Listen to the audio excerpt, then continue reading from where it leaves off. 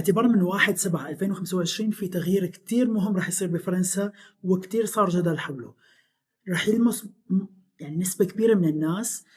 البعض منهم لقاه ممتاز بالنسبة له ورائع، وحتى لو ما بيمسه بس لقاه ممتاز، والبعض منهم كمان بيمسه في منه لقاه ممتاز وفي منه لقاه كتير سيء وكتير تقييد للحريات. رح أحكي لكم إياه وأنتم أعطوني رأيكم. وزيرة الصحة كاترين فوتخان أعلنت أنه بكل الأماكن اللي ممكن يتواجد فيها أطفال بفرنسا رح يتم منع التدخين فيها. هلأ لما نقول كل الأماكن اللي ممكن يتواجد فيها أطفال، الأماكن العامة، شوي الحكي يعني عريض، ما فينا نقول بالقانون إنه والله كل الأماكن، يعني بأي مكان ممكن يتواجد فيه أطفال. لهيك حددوا إنه كل الحدائق وكل الشواطئ وقرب المدارس والإعداديات والثانويات ومواقف الباص وأماكن ألعاب الأطفال أو الإكيبان سبورتيف، يعني المعدات الرياضية اللي بنلاقيها بالشوارع، بهي الأماكن راح يصير ممنوع التدخين بفرنسا اعتبارا من 1/7/2025، مو هذا الشهر اللي بعده.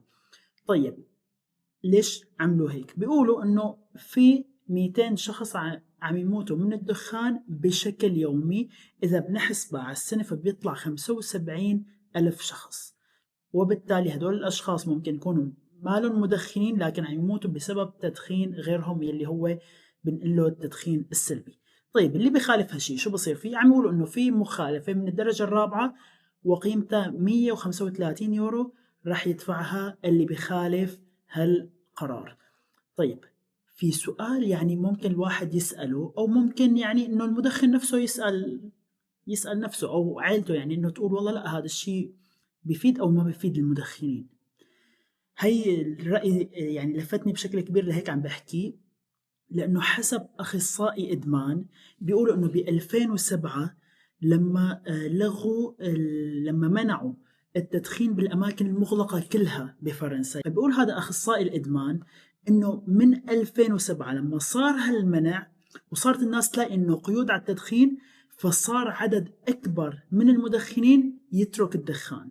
فهي ممكن إنه عم يشوفوا إنه ممكن هالقيود تخلي الناس يعني أكثر فأكثر إنه تتشجع تترك الدخان، لأنه صارت يعني صعبة، يعني وين بدي أطلع أدخن سيجارة؟ صار بالبيت ما فيني أدخن، بالشغل ما فيني أدخن، يعني ما فيني أدخن إلا بالاستراحات، وحتى صار إذا بطلع مع ابني على الجنين ما فيني أدخن، إذا بطلع يعني عم يحصروها كتير. فإنه هو بشوف إنه كل ما زادت هالقيود كل ما الناس عم تقلل تدخين. وأكبر مثال بيقول إنه ب2007 لما منعوا الدخان بالأماكن المغلقة زاد عدد اللي تركوا التدخين بشكل كبير.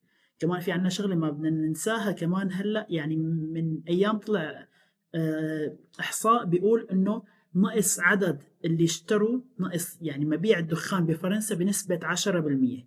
السبب لهالشي هو رفع أسعار الدخان بفرنسا. فأنتوا شو رأيكم بهالشي؟ هل بتشوفوا إنه والله هذا الشيء منيح إنه يحطوا قيود كتيرة على الدخان بحيث يدفعوا الناس لتركه من خلال القيود، أو بشوفوا إنه لا هذا الشيء يعني بحد الحريات، وإنه لا الناس عم تضطر يعني تخالف أو عم تضطر أحيانا تطلع على بلد تاني مشان تجيبه بسعر أرخص وتدخن؟ اكتبوا لي رأيكم بالتعليقات واعطوني رأيكم بالقرار بشكل عام، وبشوفكم فيديو جاي. كنت معكم أنا عمر كوكاش، سلام.